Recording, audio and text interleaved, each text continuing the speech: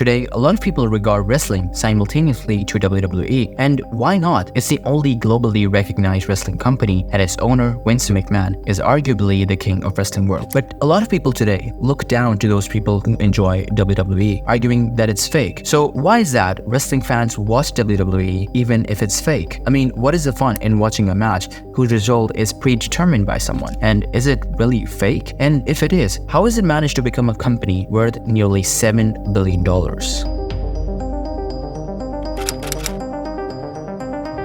यार WWE तो fake है ना? Yes, the results of WWE matches are pre-decided, and you can say it's scripted, but doesn't Star Wars work like that? Doesn't Avengers go out the same way? And neither is Dragon Ball Z real, but still the hype around them is overwhelming. And to put it in a perspective, a big chunk of WWE viewers know that what they're watching isn't real, and yet they still attach their emotions anyways. And I think it would be more fair to consider WWE more of an entertainment brand than an actual sporting company, for reasons which will also become obvious later in this video. But just look at the name itself. It says World Wrestling Entertainment.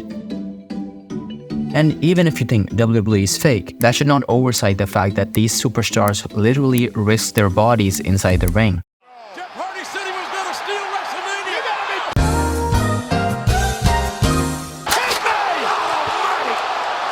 And this should also not stop you from appreciating them just like you do for any other Star Wars actor or the movie. There is a thing called willing suspension of disbelief, which simply and literally means that you yourself are intentionally avoiding to critically analyze something in order to believe it's real. And as someone who has enjoyed watching WWE over the years, I feel nothing better than this describes as to why people watch WWE knowing it isn't real. And yes, I know sometimes it gets a bit too obvious,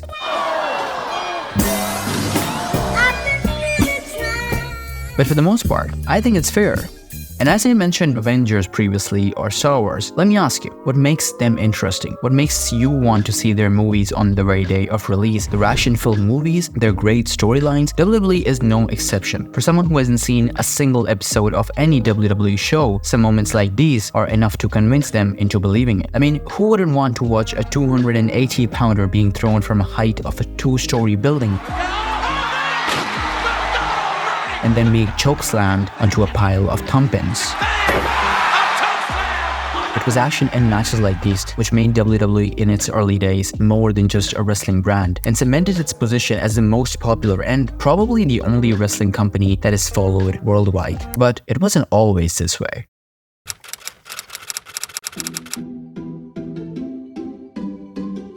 You see, during the 80s, just inside the US, there were more than a dozen of different wrestling promotions operating at the very same time. In fact, almost every state had their own. There was this wrestling company by the name of WWF in the North, which was owned by Vincent J. McMahon. In 1982, Vincent Kennedy McMahon, his son, bought the company and changed its name to the more famous WWF. By that time, Vince had realized that the key to dominate all the other wrestling promotions is the cable, which was having its own rise at that time. And in the following year, Vince had made a deal with the USA Network, which eventually placed WWF at a national stage from a much smaller state promotion. A move which made all the other wrestling promotion owners hate him, but the talent and superstars absolutely loved him. And this made popular wrestlers like Hulk Hogan and Ric Flair leave their local promotions for the WWF with the promises of bigger exposure and massive paychecks. Soon by the end of the 80s, WWF experienced what was their first ever great boom period, as all the other wrestling promotions had ran out of business. A special thanks to Vince's ambitious ventures like WrestleMania and Survivor Series, he introduced professional wrestling into the pay-per-view market and transformed stars like Hulk Hogan into nationally recognizable icons. It's safe to say, for the next half a decade, WWF had undoubtedly established their throne as a national brand. And then, in 1993, after some rough years for the company in terms of business, Raw happened.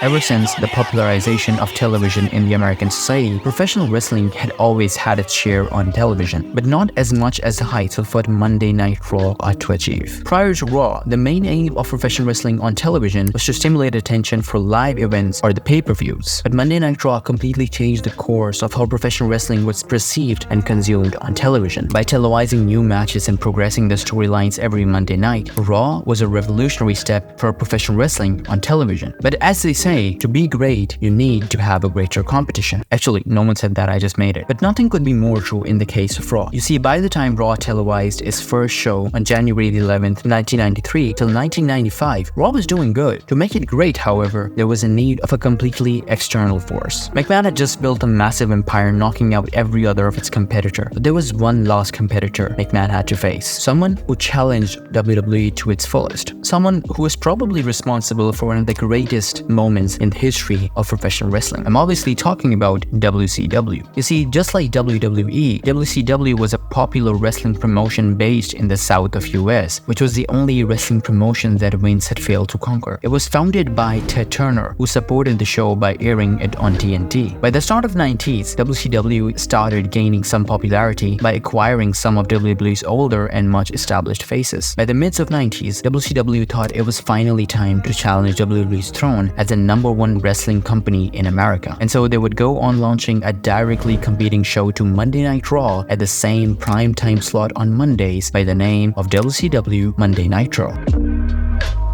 Starting in '96, the show would overtake Raw in television viewership numbers, beginning a series of Monday Night Wars between both the brands. And after some closely contested victories, it was at this time that WCW Monday Nitro would start a rating win streak of 84 weeks over Monday Night Raw. At this point, Vince had realized that his empire is under a threat, and so he did what any good monarch would do when his empire is threatened.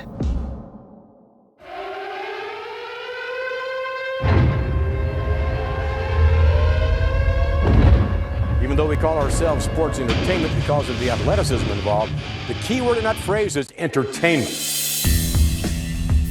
During this era, America's huge 90s counterculture movement began spreading, and suddenly everyone saw the good guys turn into the bad boys and started gaining huge popularity. Vince knew that if he really needed to make an impact, he needs to start getting edgy, and what everyone saw was Vince himself putting himself on the line. Now, some people might get confused here. Why is the CEO of the company fighting with its own employees? Well, unlike other CEOs, Vince loved what he did, and he was so passionate that he made himself the most hated villain in the wrestling world. But other than being passionate, and as I mentioned, Vince knew what he needed to do to make an impact so that every American could relate with what was happening in the video ring. And so during the time when everyone was expected to work inside a cubicle for 5 days a week and 9 hours a day, obviously this idea didn't really impress a lot of the working force. And so Vince transformed himself what was possibly a nightmare for every worker at that time. And as much as everyone hated him, they equally loved Stone Cold Steve Austin beating the crap out of his boss every Monday night. And so Vince and Steve Austin's feud would go on becoming what was one of the most embodimental forces to not only want every American tuning into Raw every Monday night, but also WWE being able to finally defeat WCW in terms of rating. On June the 20th, 1999, during a match between Stone Cold and The Undertaker for the WWF Championship, Monday Night Raw registered a record-breaking rating of 9.5, which makes it the highest rated Raw segment till this very date. By the start of 2001, WCW went out of business and eventually got sold to WWE for $3 million.